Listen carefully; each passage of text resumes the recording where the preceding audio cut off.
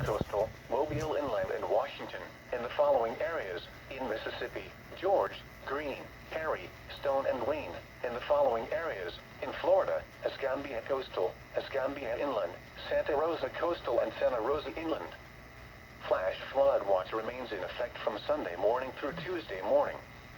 The flash flood watch continues for portions of Alabama, including the following areas: Baldwin Central, Baldwin Coastal, Baldwin Inland, Choctaw, Clark, Escambia, Mobile Central, Mobile Coastal, Mobile Inland, and Washington. Portions of northwest Florida, including the following areas: Escambia Coastal, Escambia Inland, Santa Rosa Coastal, and Santa Rosa Inland. Portions of southeast Mississippi, including the following areas: George, Greene, Perry, Stone, and Wayne. From Sunday morning through Tuesday morning.